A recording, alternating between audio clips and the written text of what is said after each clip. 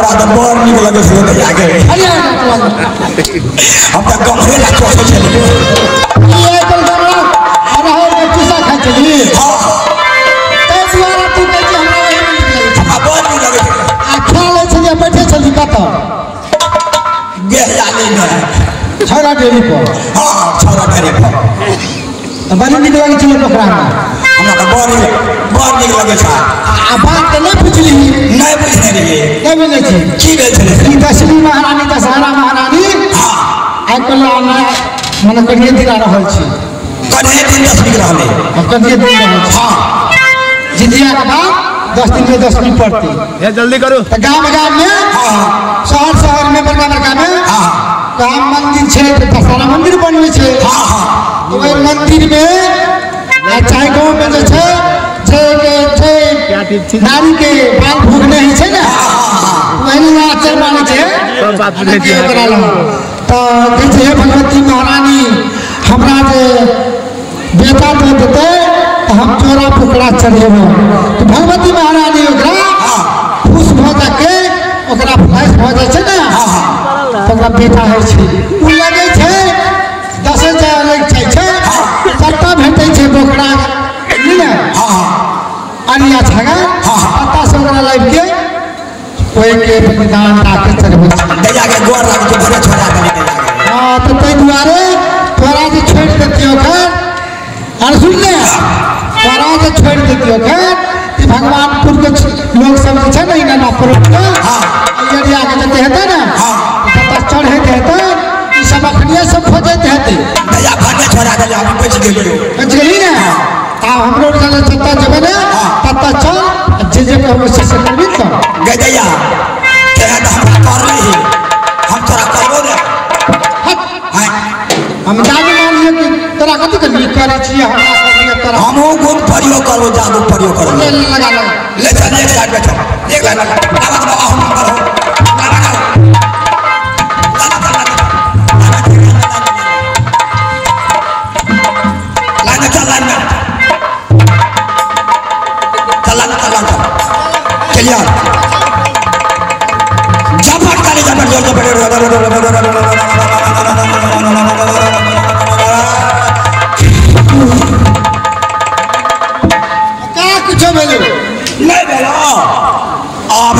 ए जल्दी करो आप तो बढ़िया को जरा अभी चाहिए मोबाइल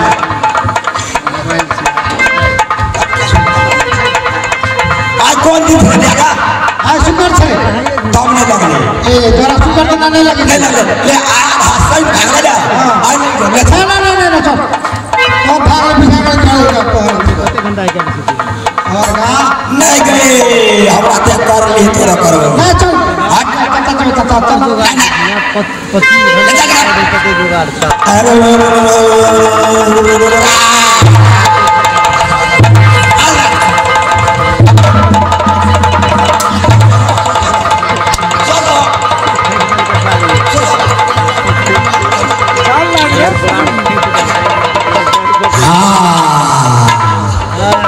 मंत्र सेट हो गया जल्दी नाम धरा हाँ अब मैं भोदनिया माता हूँ ये सबसे पहले 3 पुर है ये मस्तकपुर है ये पाँवपुर है एक गंडापुर है देखो सबसे पहले मैं मस्तकपुर बोलना चाहता हूँ नाचो नाचो भोदनिया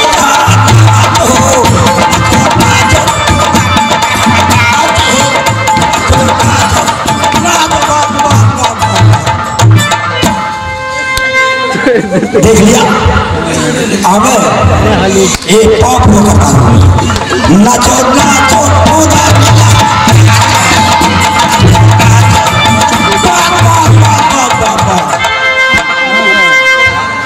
अब गड्ढा को लेता हूँ नाचो नाचो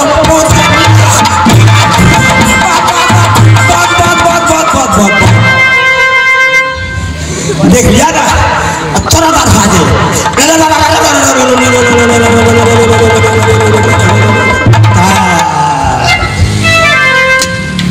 हेलो मरसोज अरे बाप रे बाप करो है तू ले चल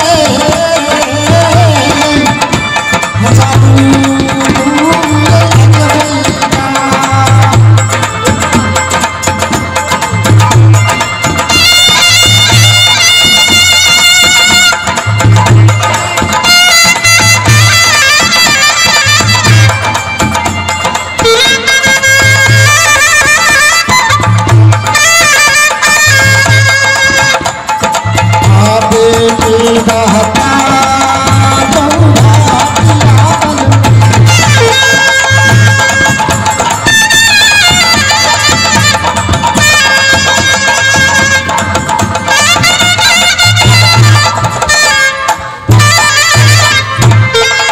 पेरा चौभटिया आब गलू पूर्व के मुसाफिर पश्चिम पश्चिम के पूर्व उत्तर के दक्षिण दक्षिण के उत्तर जात कोई बीच में जे मुसाफिर अगर टकरात उनका से पहले सब नाम ठिकान पूछ के उसके बाद उनका रास्ता छोड़ब। मंत्री साहब अरे की पेरा चौभटिया यहाँ इसको घेरना है, इसको भीड़ लगाना। हाँ ये राजविराज जाने वाले हैं, ये सिरहा जाने वाले हैं, सीधे जाना है सिरहा।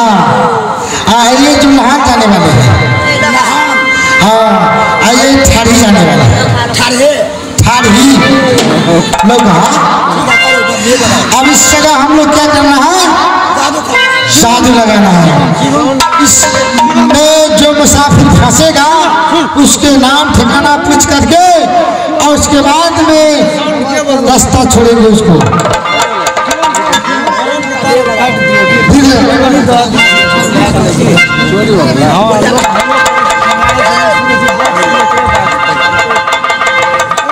जिंदाबाद जादू के बहिना हिल जाएगा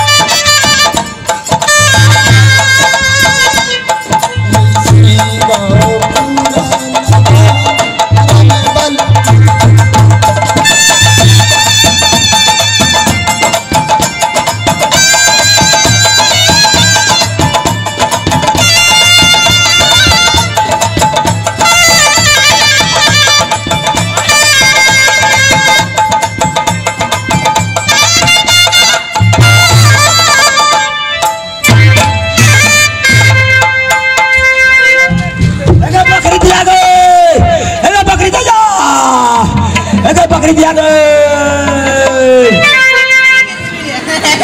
कोने की भेलो रे की भेलो अरे कोने कोने को अरे कथी भेलो रे दौड़ तो सब की भेलो अरे यार हर जुलूम तो भागो दैया दौड़ की भेलो अरे मुजरिम फंस गए मुजरिम हां कथी भेलो यार दौड़ी चल कहो हम तो बड़ी कस के थामे कुटले बड़ी कस के आ भेले की है से कहू ता अनहेरो भागलो जुलूमो भागलो अनहेरो जुलूमो हां की भेले हे गे सबसे पहले क्या घोड़े छी 1 2 3 4 5 एक घोड़े खारो तो घोड़े छी हां लेकिन ना एक हां 2 हां 3 हां चाहिए घोड़े छी आ तोरा ला 5 ले गाड़ी लेते हैं 1 2 3 4 5 एक जा दैया क्या गयो अरे ताक रे गए या गिरल छै दैया गे अगे दैया गे गोबा अगे मर गेलै दादा छोड़ी कथी भेलो दैया गे दैया तो सुगो मुगे वाला करे छै मर गेलै कना वाला दैया गे अगे बाबा अगे बाबू सा अगे दैया गे अगे दैया गे अबोर गेलौ रे आई लखमा वाला ओरी मर गेलै आ तू कर लग छोरी के मुंह पकड़ लगा बैठे छी गो दैया मुंह ताके चलिए कोने तू जाई नै छौ मुंह ये कता छै अगे दैया गए हो डाका छै कि छै हो अगे दैया अरे धरवा पेट लगे भो तो चाची ने छोरी का दाढ़ी चले छै कि नै चले छै गो बाबू तो फूटी वाला ये वाला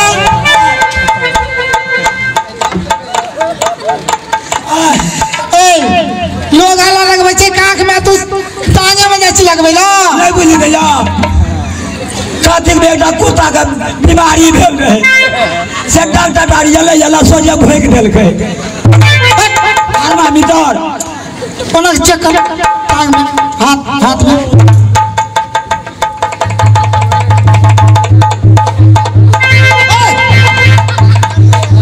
तोरा 25 दाम का छोटा लगा ना होता हाथ में लगा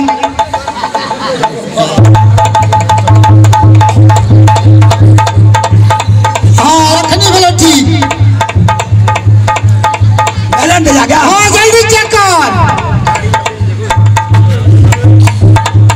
कर दैया आए अगर नारी तो चल गलो क्या बाहरी अरे बाबू जा अब मोबाइल कर और गबा नारी चल गए बारी चारा बारी कह दे यार तो आप यो एक गेलो गए बोल गए आप चल तो ताकल आप कना करबी के नक भले तो चेक कर तोरो कारण छो जरो हां ताकल चल के चले ले जा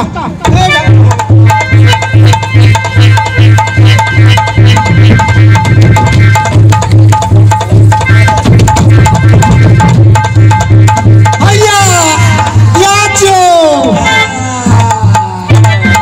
पकड़े आ गेलो कुछ जल्दी एकरा से मारा सुरक्षित है वने आवा हो सेंटर लाइन में क्या बात है हमारे दैया के कथी कल होते हैं अरे मैं तुम्हारे मैं उसे क्या करूंगा कना के मुएर गेले त तो ई खेली दे मुएर गेली अरे मैं कोई धामी बोझा छोटी हूँ जो मैं उसे मार दूंगा कना के खेली बाबा को अरे कैसे बात बोलते हो देखो यहन बेटा हम साधु महात्मा आदमी जो दैया कभी ना जल्दी बाबा को तेरा मंत्र कह दिया अरे हमसे कौन हम कोई माथा हामी या बोझा थोड़ी हूँ हाँ गो बाबा देवता है छे अरे बाबा देवता है आशीर्वाद दे सकता है उसके सिवा क्या देगा बहुत चीज है छे बाबा को बाबा ये तोरे बुद्धि होता है ठीक करो, जल्दी ठीक करो, नहीं तो हम सब साथ पटक पटक मर जाओ, हम लोग ताजू सकी। अरे देखो ये क्या हुआ है, कैसे हुआ है, कोई धामी या ओझा से दिखलाओ। ना बाबा ये ककरो से ना ठीक होते, ये तोरे से ठीक होते। मैं उसे कैसे ठीक कर सकता हूँ? देखा बाबा हम तोरा दिखा दी चेटिया, हमारे मौसी रहे ना टा, अच्छा और मौसा रहे तो मौसा कल के मौसी के से ये हम लोग चहर बड़द ला के हर जोतले वहाँ चलखे नदी आप जल्दी फास्ट में बुझलिए ना।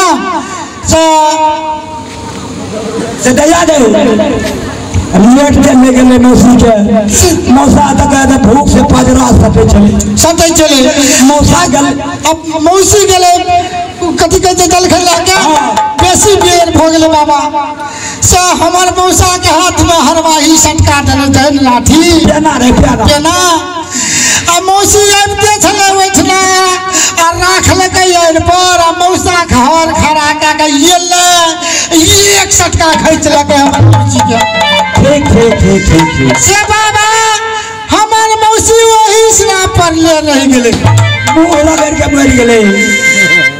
अब कला करते मौसा हाथ पर खोल लेके मौसी ने उठा फुटा के घर लाभ लकी एकटा मंत्र कहल के दया गए।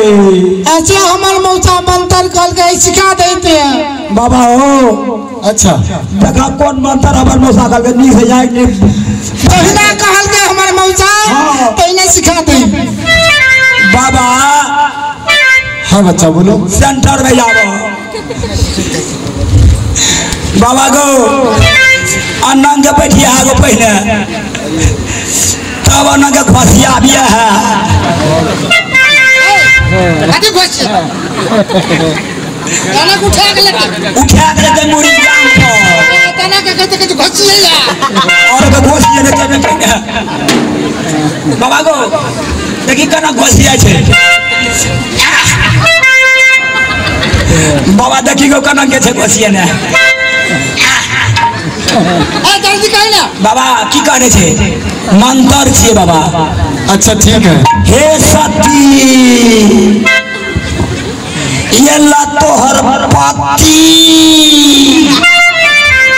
बोला ये के रती बाबा हमार मौसी तो खुरखुरे आगो उठ गेले बाबा ये देखई को अनंत का कहो। अरे वो तो तुम्हारे मौसी था और मौसा था। हाँ और ये लड़की है, हाँ कुवाड़ है और मैं साधु महात्मा हूँ, मैं ये मंत्र कैसे जपूंगा? बाबा ई मंत्र तोरे चाहते कहल अपन अपना नहीं लगे छे। देखो भाई ये सब मुझसे नहीं होगा, मेरा रास्ता छोड़ो, मुझे जाने दो। लगता है नेपाली फटेंगे नहीं चढ़ तो ना न करेगा। अरे सुनो बैठो जल्दी बैठो जल्दी करो बाबा जल्दी करो मन दर्द हो। देखो हट मत करो बालक, मुझे जाने दो। गोर लगे कैसे बाबा मंत्र कैसे छुट्टी क्या दो। अगर मंत्र पढ़ दिया और ये जिंदा नहीं हुआ तो कैसे? तैयो छोड़ दो मोरले हमार भाग से जिले हमार भाग से बैठी बाबा बैठी भैया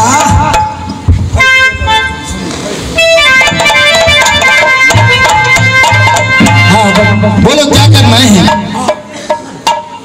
बैठा ना बाबा मतलब बैठा ना आ उठा के को अथी मिला जान पर ला उठा के। अरे मैं यहीं से पढ़ देता हूँ जो कुछ भी पढ़ना है। नहीं होता बाबा से बात मिलवे न करता वो जान पर ला ना उठा के मुड़ी। हाँ उठा के ला हाँ बोलो अब। अरे कथी बैठ के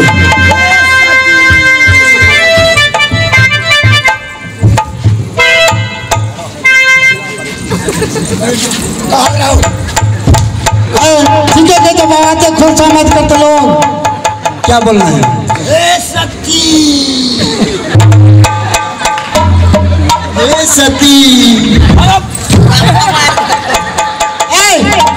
लकवा वाला फोती वाला करे से सती वो नहीं आवे छोड़ी का कतली भर पड़ा पकड़ जाती पकड़ा गया तोरे सती छले वो ऐसा कैसा है अच्छा कहत ने की देखिए करना के तौर पर है तरका छे हमर मौसी ऊपर का छे मौसा हे सती हाँ तब कह की बोलो ये राती देखियो मौसी चल गए ऊपर में हम मौसा चल रहे नीचा में चल बोले एक रति नीचे दाल खोट के हे सती हाँ बोले एक रति हाँ ये ला तोहर पति अरे ये मुझसे नहीं होगा ए फाटी लगेगा अपनी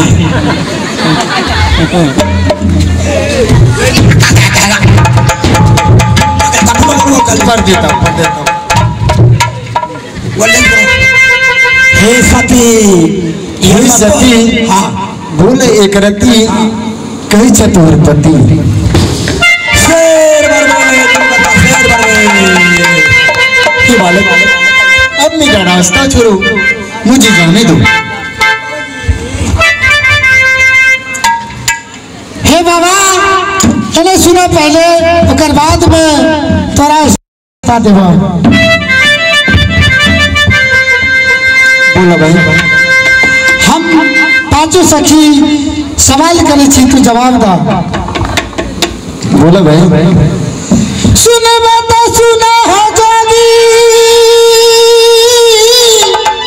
ए जीदी धर्म के बात जी हमरो बचन के हो जोगी करतना चुकार जी बोला भाई जो कुछ भी पूछना है जो कुछ भी कहना है निसंकोच होकर मुझसे सवाल कर सकती हो भाई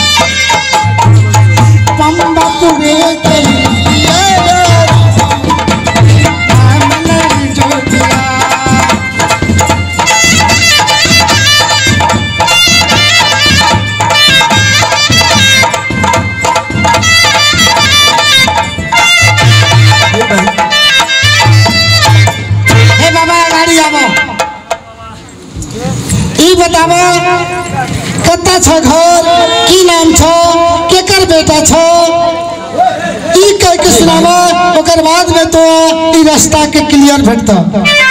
या हम जोगी महात्मा के जहाँ घर वहाँ घर।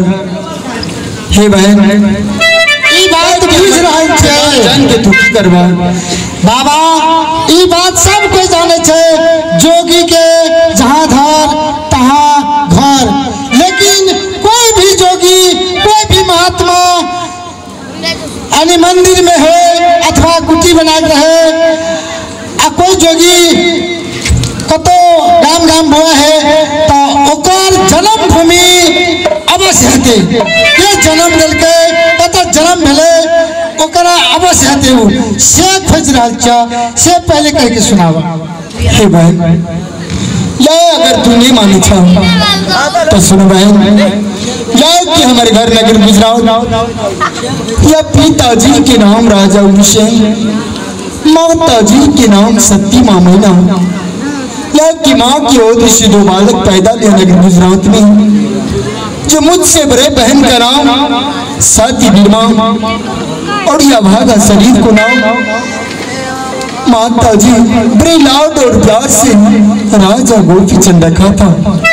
आज क्रम के ही आज यह गोपीचंद जोगी गोपीचंद बनकर यह संसार में भ्रमण करता है बहन। हे महान अलग ही अपना सबके जय पुरुष के कारण आचर बांधने रहो वो पुरुष ऐ पेरा चौभटिया में ऐ 12 बरस के बाद मिलल। सबसे पहले अपना 5 सखी सबसे पहले स्वामीनाथ ओकरा मान के अपना सब पहले प्रणाम करब चरण में, ओकर बाद में अपना घर के ओर ला जाब। स्वामीनाथ जोगी के रूप में भटक रहा घूम रहा आई भेस के आई कपड़ा के छोड़ा के सब अपना महल में जाके फेंक देब और राजंशी पोशाक एकरा पहनाब है सखी।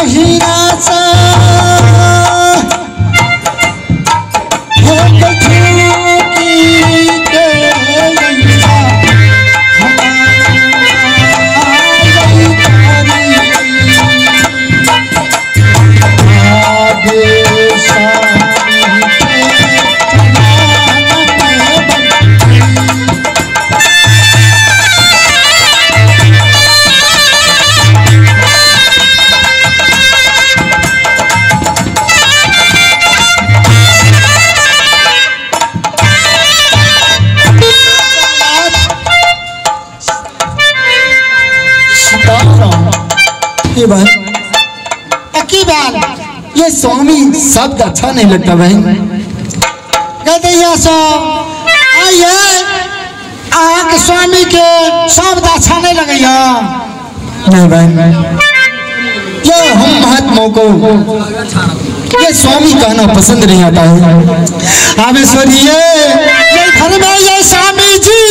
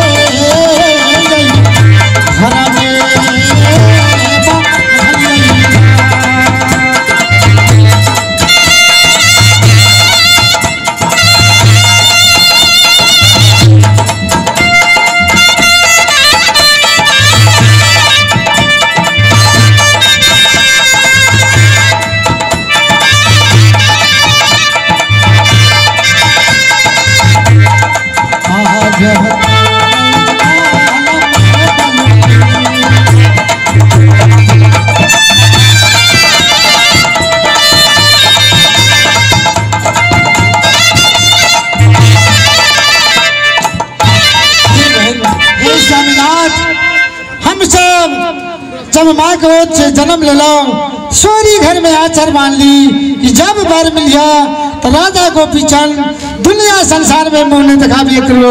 स्वामीनाथ आए 12 बरस भी के बाद अब पेरा चौभटिया में आ मिलल छे, फिर भी हम सब आके स्वामी के प्रणाम कर लो। हे बहन, ये संसार में हर पुरुष के लिए केवल दो ही औरत होता है, एक महतारी 100 महतारी और एक नारी। जो मेरा एक नारी हो चुका है बहन, अब दोबारा दूसरे स्त्री के लिए सोचना भी मेरे लिए पाप है बहन। जावे तू हम सबसे शादी नहीं करवा तावे तक तोरा रास्ता पेरा चौभटिया से तू जा नहीं सके छो। नहीं बहन, मुझे जाने दो। नहीं करवा कभी नहीं। तले ठीक है, कोनो बात नहीं है, चल जवाई। हाँ बहन, मुझे जाके देखियो तो कना चल जाच्छे, जाने दो। भाई ये मेरा गुरु का आज्ञा का पालन करना है। आप नहीं चलवे तो एक में लोड़ी लगा दो, टांग में लोड़ी लगवे से सीधा के आंख में लोड़ी लगा तक न चिकइयो। हे परमात्मा, हे बहन, अगर तुम नहीं मानते हो तो मेरा कहा हुआ सुनो। हाँ ओ इस समय से बात बजू आकी कहले चाहे से कहूँ, लेकिन घर वाली तो मानिए पर हम आके स्वामी कहबे करब। इस समय मैं गुरु का आज्ञा का पालन करता हूँ। ये राजपाट त्यागकर या जोगी का वेश बनाकर गुरु को सेवा करता हूँ। इसलिए आज मेरे गुरु का आज्ञा का पालन करने में राज सिंगापुर जाता हूँ बहन। अगर मैं वहां से सुरक्षित लौट के आऊंगा तब मैं तुम सबों के बारे में सोचूंगा। ठीक है, कोई बात नहीं है, आप जा सकते, आइएगा कि नहीं?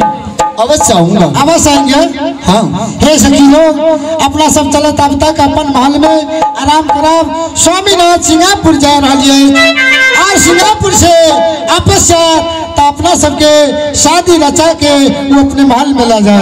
चला है भान, अब भगने ये रास्ता गए बहिना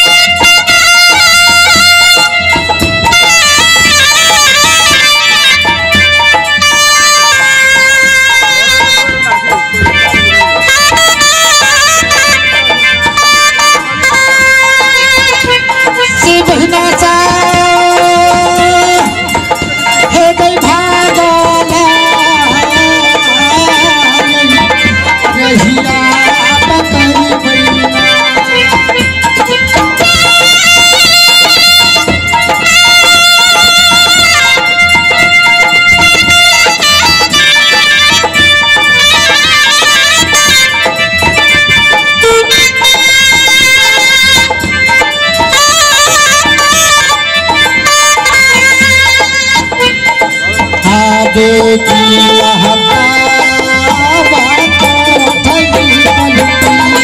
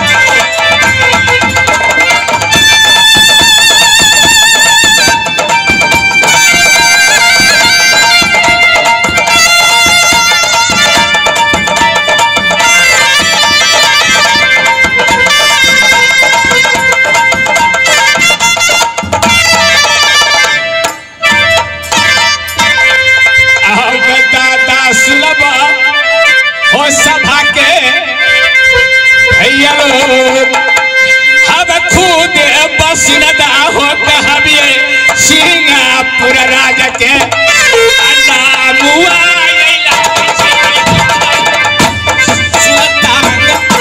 छतर होती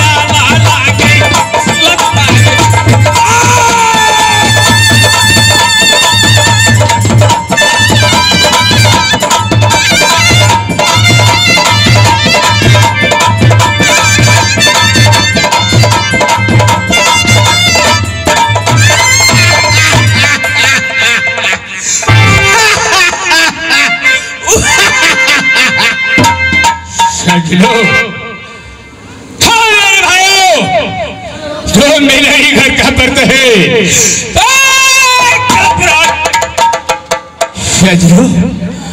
जो मेरा नाम बर्द है जो मेरा नाम बर्द है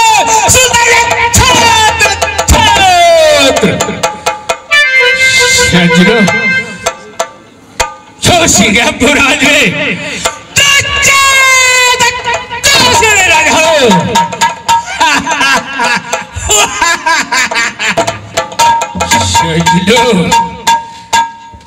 जो बात सुन मसान देख रहा है जो मेरे दरबार में सुन मसान देख रहा है वो कुछ दरबारी को नहीं मैं देखता हूँ ठीक है मैं बुलाता हूँ क्या मंत्री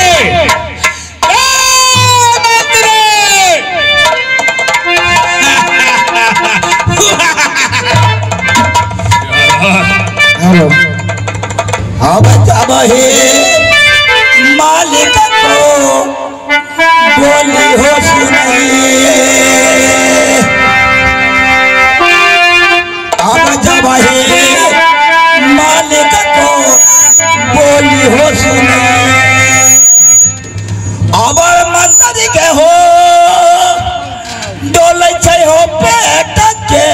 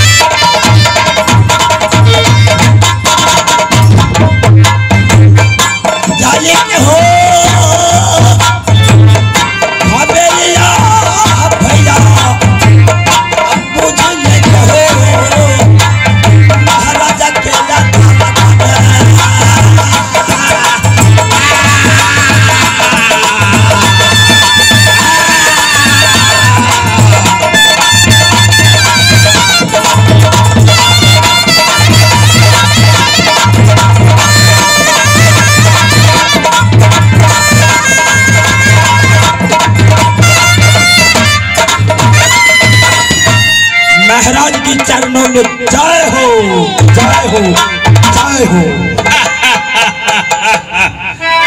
महाराज ये तुम पहले बताओ। बोलते चलिए महाराज। सिंगापुर कैसे चलता है, क्या खरीद है, तुम पहले बताओ। महाराज अच्छा आप जैसे राजा को रहते हुए हमारे सिंगापुर का राज टीपू पर जाओ, कैसे वो दुखी रह सकता है महाराज? ठीक है, एक कहावत है महाराज, बोलिए मंत्री। आप ही कहे हैं बजे ताली युगल कर से, नियम वही सदा से है, राजा अगर प्रजा से है तो प्रजा भी राजा से है महाराज। मंत्री महाराज ठीक है, पहले एक कुर्सी लियो। महाराज महाराज मैं कुर्सी लेकर आता हूँ। ठीक है, महाराज क्या कहूँ महाराज, क्या कहूँ आपके मैं कुर्सी ला करके मैं 2 जना को सीट फिट किया हूँ। अच्छा ये कुर्सी ले आया।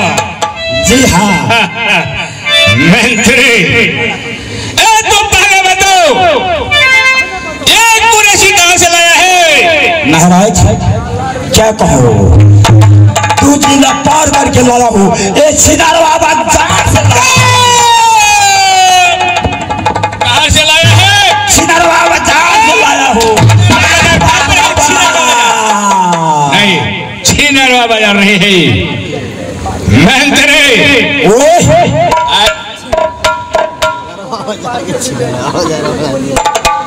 छिनरवा बाजार नहीं है, बाजार है जो नरवा बाजार में कहा जाता है।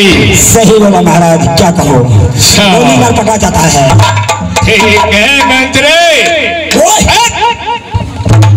क्या बोला? गलता हो गया।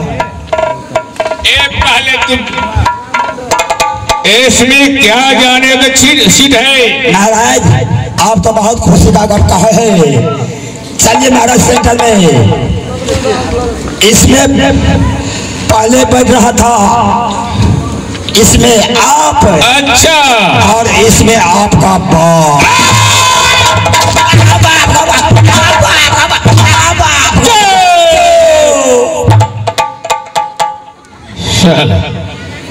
क्या बोलता है महाराज? छोटा छोटा गप में आप गुस्सा आ जाते हैं। क्या छोटा गप है? पहले आपका पिताजी था ना, अच्छा इसमें बस रहा था। इसके बाद आप जो युवराज हुआ ना, इसमें आप बैठ रहा है। अब बस ठीक है मंत्री, चलो जी हाँ, सीधा कर इधर लो। सीधा बनाएंगे, सीधा बनाएंगे। अब क्या हुआ? एक 4 जना का सीट है। क्या 4 जना का? 4 जना के? ये 4 जना का सीट है? सीधा करो। 4 जना का सीट है। ठीक है,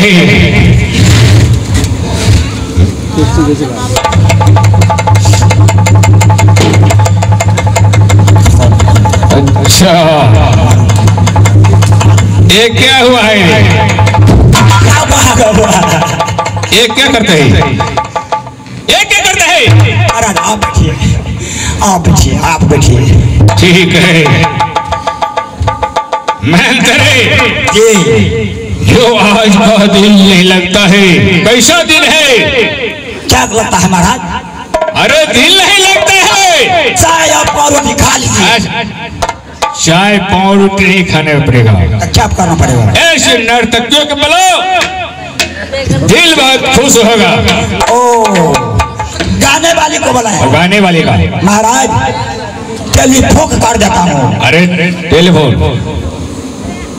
टेलीफोन स्विच दबाएंगे बटन। क्या दबाता है? वही तो कहता है, स्विच दबाएंगे बटन। स्विच बटन ठीक है, 0098 87 बैठा है। हाँ पूनम, ये कहाँ पर है? दरभंगा स्टेशन में।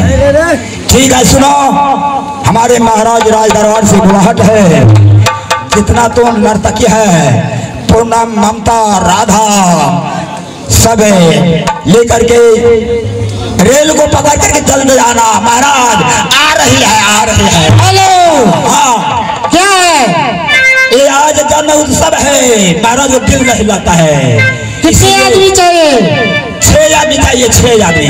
अरे 6 नहीं होगा। कितना? सिर्फ 2 मिल कर आएंगे। 2 मात्र है? हाँ, खाली नहीं है। ठीक है, आइए। ठीक है, कोई बात नहीं, आएंगे। ठीक है, आइए। महाराज आ रही है। हाँ मंत्री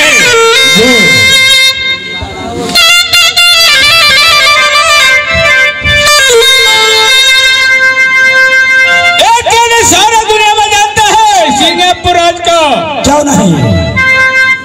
सुल्तान छत्री का कितने बनवा के बांध कर रखा है, क्यों नहीं महाराज? मंत्री थम जाकर खड़ी डिप्टी बजा, मैं चलता हूँ आराम करने के लिए। पश्चिम जा सके, पश्चिम के मसाफिर पूर्व नहीं जा सके, उत्तर के मसाफिर दक्षिण नहीं जा सके, दक्षिण के मसाफिर उत्तर नहीं जा सके।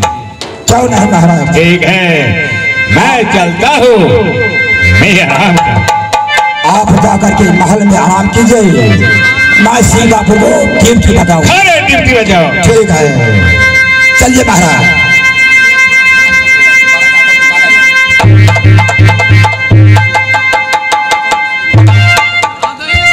मंतरे सुनबे अरे कहना रे मो, अरे क्यों देती पजी बजा दर सिंगापुरा राजा के, कोई नहीं जोरावर ढूंढे सिंगापुरा रा। मंतरी रे बोलते चलिए। सुनबे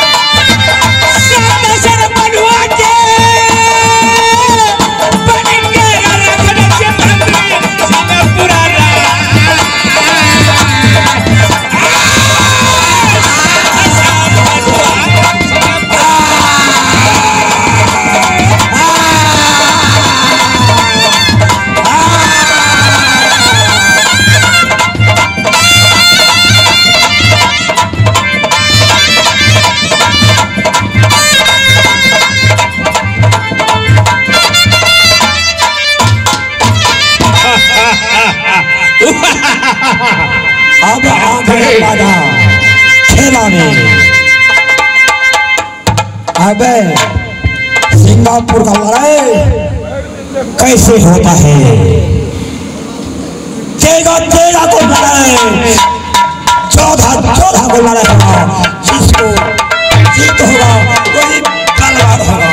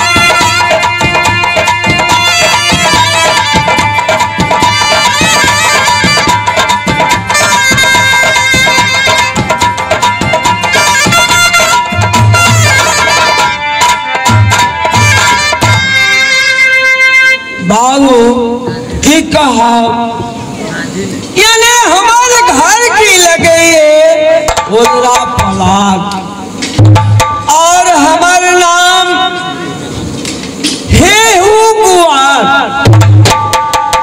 अरे 80 बरस के हमार उम्र लगी है। ए उम्र में हम एक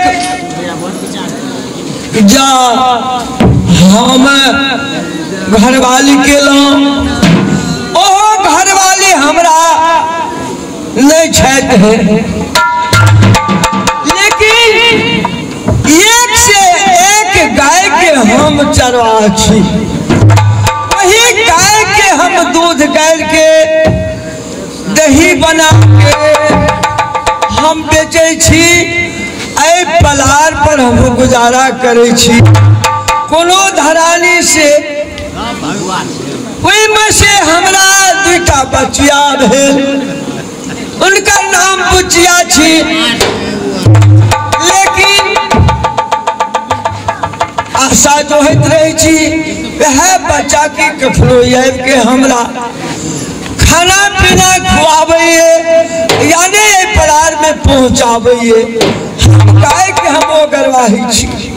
हे मालिक अब हमार गुजारा कोना जाए की करूं नहीं करूं, लेकिन ये अवस्था में हम गाय के हम नहीं छोड़े छी। गाय के सेवा करला से हमरा वही से गुजारा चल रही है। ठीक है, भूखो प्यास के बेर भ गेल, बचिया अखन तक नहीं, लेकिन हम इंतजार कर रहे छी। बात पर ध्यान देवे। मेला समिति से आग्रह करे जे हम नाच करेंगे जो अपने सब अभी तक चाय नहीं भेजे। अपने सब माइक के आवाज अगर सुने तो चाय के प्रबंध करे के लिए कोशिश करियो। नाच के चाहे जान के लगे अपने सब माइक के आवाज सुने तो चाय भेजे के लिए कोशिश करियो। 3 टाइम ते पिलो चाय अपने रुपया से, 1 टाइम बाकी।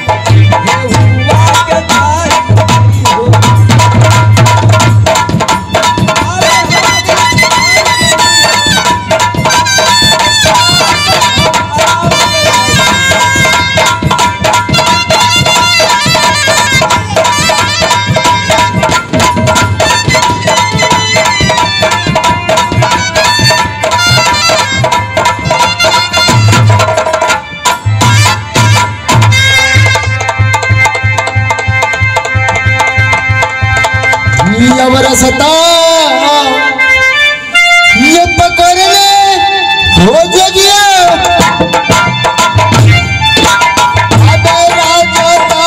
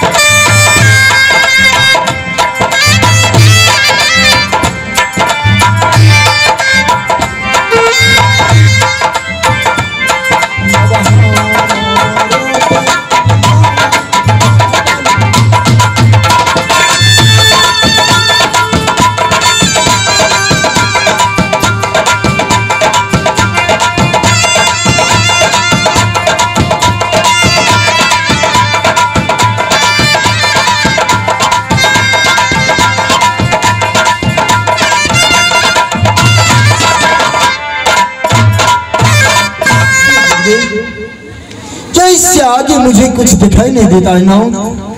क्या मैं यहाँ से क्या करूँ गुरुदेव, मुझे कुछ समझ नहीं आता है कि मैं क्या करूँ। मैं देखता हूँ कि एक बूढ़े बाबा क्या वृक्ष के नीचे आराम करता है गुरुदेव। अगर मैं इस वृक्ष में जाऊंगा तो बाबा मुझे कोई मदद नहीं करेगा, इसलिए मैं गोत्री सारंगी को झाड़ी में छुपा देता हूँ और बालक का रूप बनाकर वह बाबा के पास जाता है।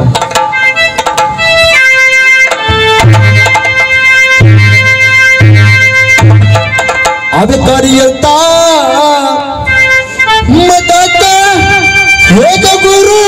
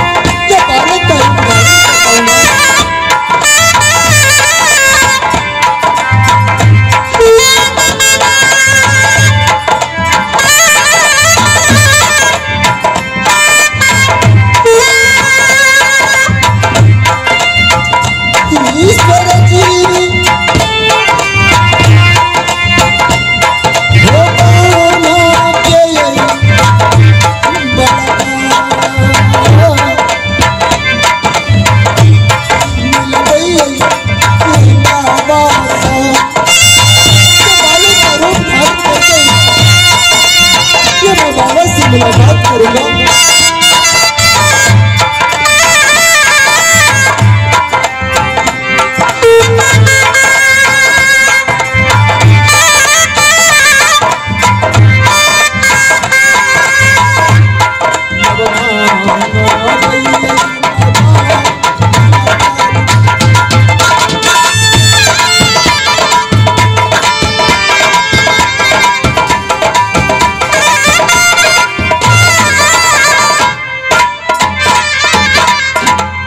अगर मैं ऐसी जाऊंगा तो बाबा मेरा मदद नहीं करेगा, इसलिए मैं क्या बाबा को कुछ देर सेवा करता हूँ।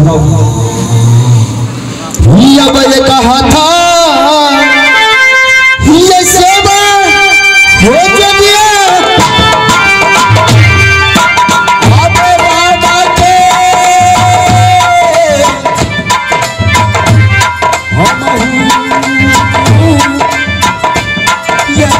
बजा दी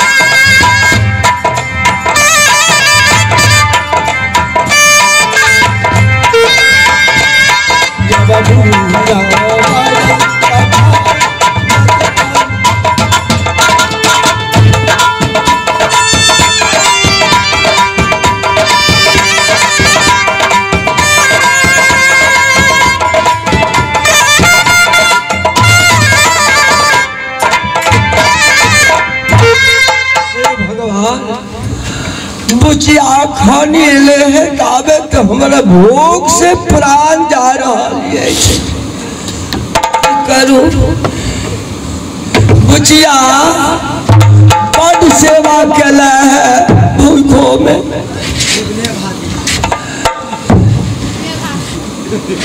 बुचिया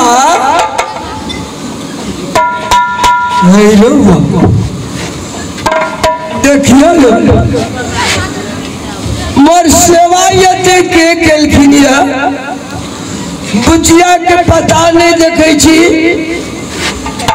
लेकिन फिर हमरा यह सेवा कहियो नहीं केलक। क्यों आए हमरा सेवा से तना लगे एक बीत डांड ऊपर उठ गए। भगवान न जाने बुचिया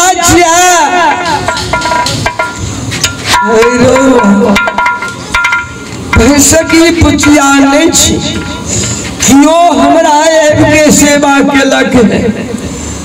अच्छा हम उनका कोई अच्छा हरे बाप याद आई छी एहन के सेवा हमरा केले है कि एकदम की सोझाया जे सेवा केला हमरा ए बुढ़ावस्था में, लेकिन ये तो हमरा नजर से देखा दे केहन मुंह कान थुथुन छे। हम नहीं अब हमार भी तो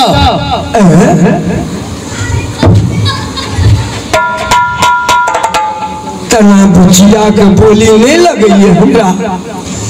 अरे बा अरे के छी अने या ना नहीं कुछ कहबो तोरा डर है कि? हाँ बाबा हमरा डर है गो बाबू है गो एको पैसा के डर रे हमरा एहन के सेवा केला कहियो ने हमरा क्यों सेवा केले रहा, लेकिन अब हमार बेटा बन के सेवा केला आके हमार बाप बन के सेवा केला हमरा ही पता नहीं लगे। सेवा के बल से हमरा तक दे फूल नहीं तालुक लगे। या बाबा नहीं मार भी तो ये नहीं का हम लाठियों रख देखियो ले।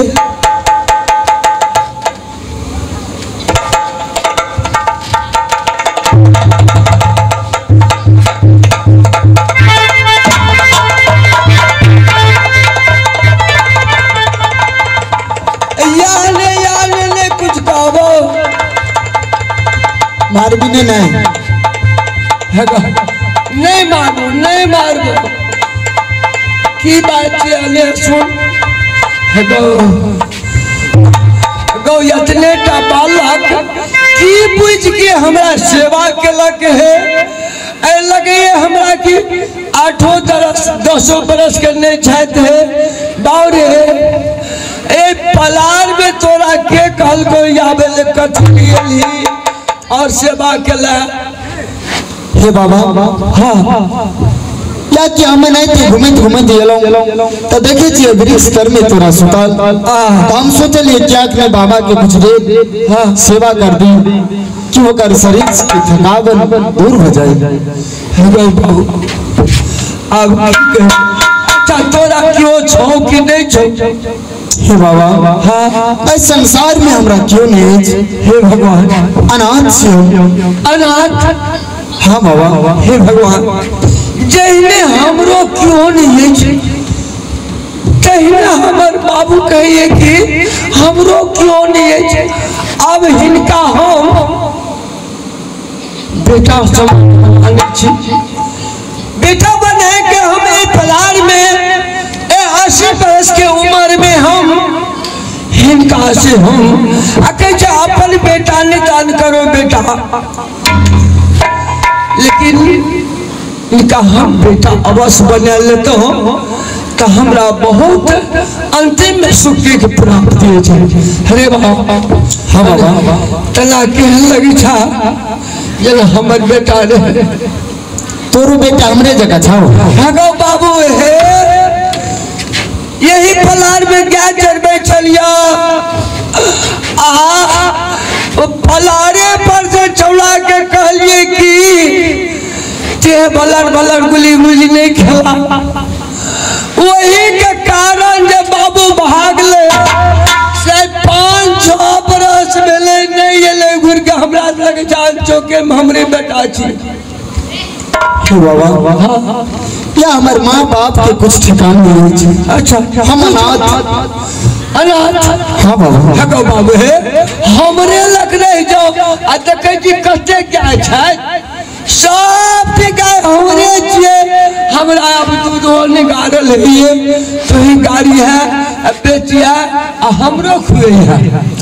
ठीक है बाबा अगर तू कहे छा या हमारे बेटा बन के रहा तब अवश्य हम तोरा अपन पिता मन के तोर सेवा करब और इज्जती के गाय तोरा नहीं चरवा पड़ते बाबू।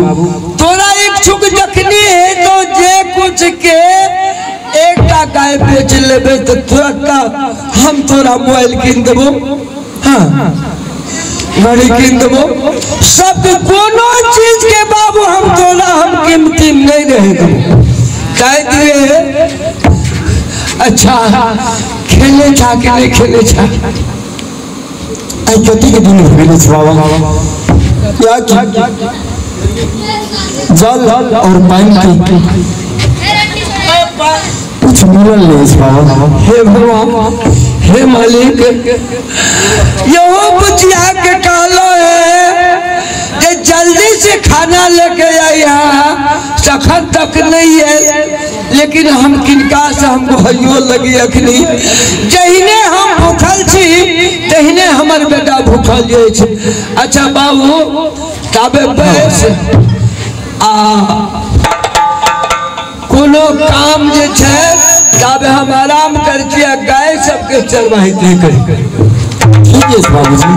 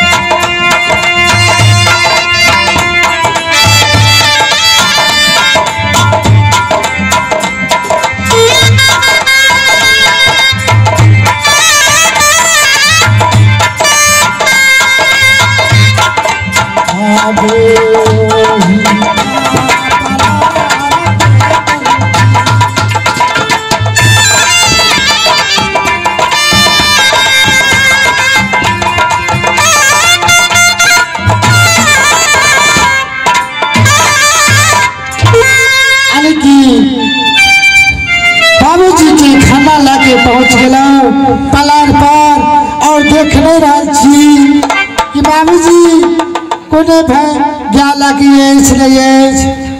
ठीक है हम देख रहा छी कतई से कहू तो अखनी तक छोड़ी नहीं है।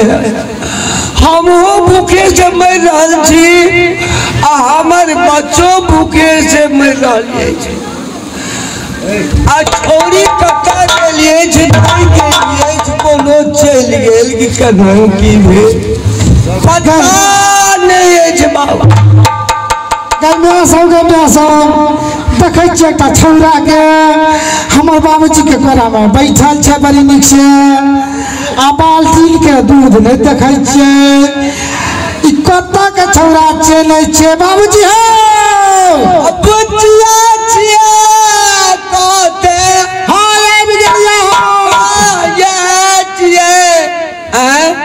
बोरे से बंदा करत में कहते हम अखनी भूख से अखनी मर रहल छी। अखनी अला है हाँ खनी अलिए आई के छ बाबूजी ई हाँ के छी बच्चा अब बउआ बउआ हाँ बउआ कतन रहे कहाँ रहे हमरा बउआ ई बउआ चली अगे अते दिन से हमरा बीतले वलरा पलार में आए नदी के सेवा करत में धार के ए हमरा छे सिंगिया धार महारानी अपने दिल के हाँ ई छोरा हम नहीं उठ आगे जा अगे yana के करे जागे बस बाबू ई छोरा कर चलती हमार बाबूजी ई कत करी अगे डांड तो ही दे गौ बाबू गौ अगे गौ बाबू गौ अगे ते पहले ही बतावे छोरी के छी गौ अब दुनू साथ से परस रहे थे अब हम ककरा के ई जे छौड़ी छिए बाप जो हमरे ननकिरबी बुचिया छिए कथी कहला ननकिरबी बुचिया यानी बेटी ई तोहर बेटी छियो हाँ कते नटिन बेटी एकराटा अरे एक बात मत बोल तोरा में कह दिए हम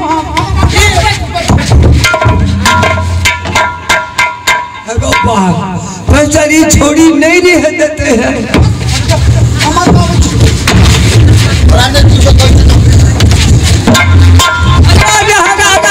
अगर लड़ाई नहीं करने नहीं जो बाबूजी तू हमार बाबूजी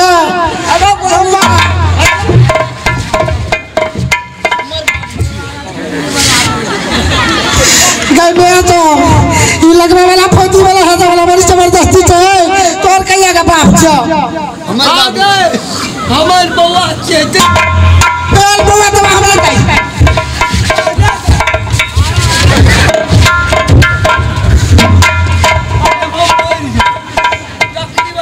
छोड़ी के हम चल एहन कठिन से हम जन्मे लो आ टकरा खिंचा नहीं दे आता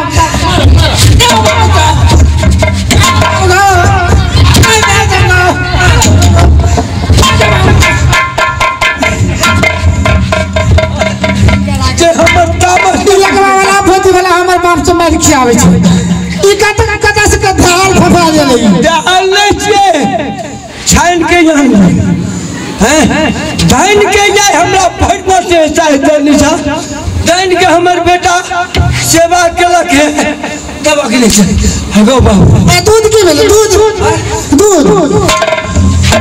दूध लटारब कर दो ओकरे पिया देली चाटा बाप पितर नहीं तो नाम तो अब हम से दूध के खातिर हम ले जेबै तब केना हेतै सुन ले पिटिया तोरो ध्यान नहीं छे आ हमरो हगो भर दिन आई फेसबुक टिकटॉक देखे वाली काम करे छो है ने आ दूध पीतो यहाँ भर दिन क्या चले हम आ टिकटॉक चला के दूध पीतो ये हम पीबे नहीं ठीक है दूध के रखवाड़ी तोरे दो सुन ले हमरो बेटा ने तोरो भाई ने धर्म के भाई मानी आ धर्म के बेटा छिए अकरा साथे राजकाज छे तो सब ठीक है ताबे तुहे दोनों भाई बहन खेला तब हम डोल डाल कर हम सिखा ना कहे छिए मिलान है तो तुम उठाके आ छोड़ी बाबू दुनिया के नटीन हम एहन भाषा नहीं मांगो हम एहन बहिन नहीं चाहिए हमरा एहन भाषा नहीं चाहिए बाबू हम आओ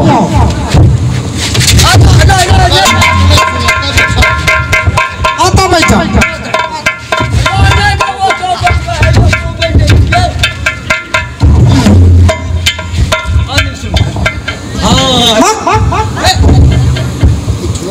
मिठिया काट बहा देखी तो वो ना निकल खा धाल देता जे हमार बाबू आई हमार बाबू लब करी छै अरे जो है रे बाबू तोरो बाबू छी हो आ तोरो बाबू छ दे के बुझे ना नहीं सुन हमार बाबू की गो कर बुझै छी दुनिया के नटीन छी तोरा घरो पे दोसर बियाह कर देबो ना तो बाहर चल जेबी वो तो दोसर गोरे के बेटा छी कहिया तो जन्म में यो बात लोग पूछते थे की कहते कहीं ना हमार भाई छी हमें अपना कते कठिन से हम मर जेबो तो दोनों भाई बहन रही ना दोनों भाई बहन रही तो तेहे ओकर बियाह कर दिया तोहर बियाह कर दो लोग भाले तरस के मर जा एकटा भाई हमरा ससुराल में भार नहीं आवे जितिया में फर जितिया में रखा बंधन में कहता ते ना कोई बन दे से तो नहीं बन दे भूख लगल छै कने बुआ को कुछ खिया हम ओकरा ले लाबली हम बुझले रहिए आइ के बुझली ने तो काल से नहीं काल से तो काल से तो अखनी भांसा ले क्या खेबी आ तेरे टाल हम क्या कलाम ले छी हमरे टाल हो गए बाबू अब हम खेब तो हम ओकरे खिया दे छियो तो आ तू जब भूखे मर जी तब बहुत कठिन है वो फिर बाल्टी दूध पी लेल को सेता हैं आ हमरा खातिर दूध नहीं रख देली अब हमें कथि पी ध्यान से तोरो ले रख दो आधा तो लेते ना हां एक तो बेचे नहीं छिए बेटा खाई छिए तब एक ओकरा बढ़ा ले अच्छा ठीक है ध्यान से दुनू टबा काम अरे बाबा बोले तो तेहन गाय के ले तो सुन ले हां जाय हम घर तो भांसा जल्दी से करिए करनरी ओकरो साथी अतन लोग ओकरा साथी ना लकबे चुला दो के शिकायत पर है जो हमू घर पर चौड़ी के मोने बार साल काल छे दास दास कर दे जे मुल्के नहीं नाच ए चौड़ी ए आई दिन से काल पे तो लोल तोरा छोड़ दो हमरा ओकरा हाथ से नहीं कहीं ताकई दे तो अरे बाबा कखनो ओकरा दिशा ताके खाली वो नहीं ताकी है नहीं ताक छोड़ी बड़ा नितिन छे हमरा कौन जरूरी ओकरा ताके जो जो खुद पीटी के भैंस भ गेल छै हां लकबा छुआ दे लकबा वाला हमर बाप छै के भैंस पास लगता नहीं छै हम कोनो दोसर जात के छै गुआर के बेटी छियै हैं तो तू ठग नहीं देबे मत कर अगर जल्दी से जोने छोड़ी भगले रसता के दीदी सा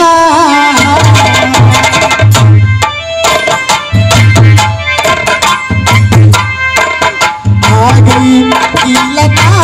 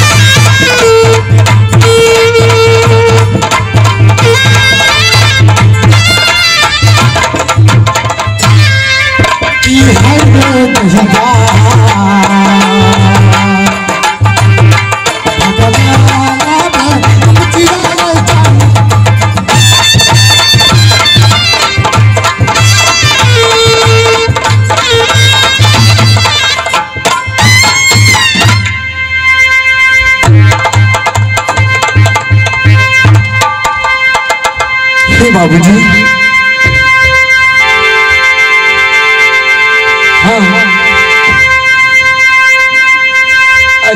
तू ना करा वृक्ष पर आराम करा या हम ले गाय के चरावे छी बाबूजी। बाबूजी एक बात बतावा कौन बात कि भूख चुक ई चुक भूख भरे छे ई कथी देखाई दे छी बाबूजी। ओहो तेरा कत नजर जाय छै ओ भूख चुक करे छै चिकमेक। हाँ बाबूजी ओ छिए सुल्तान सिंह के मकाम यानी सिंगापुर राज।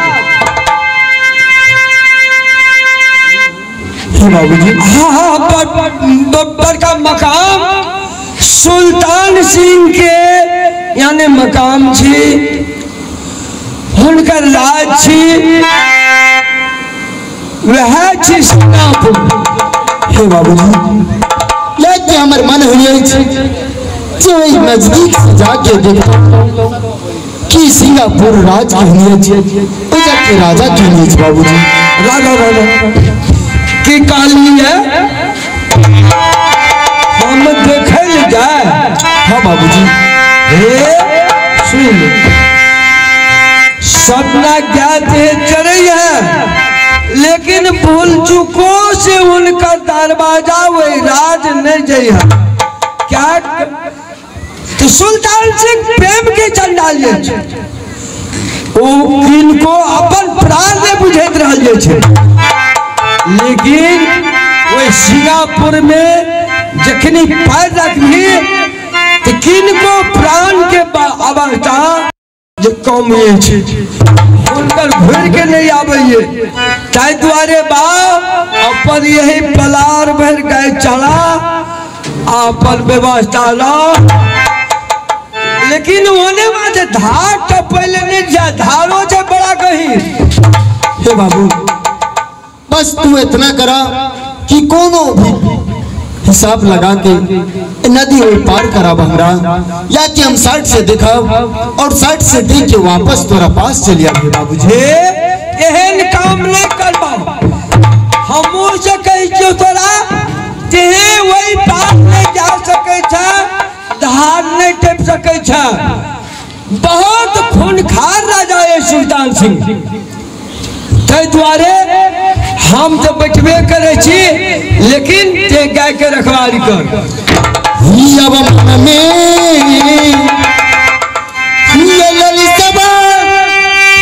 बाबूजी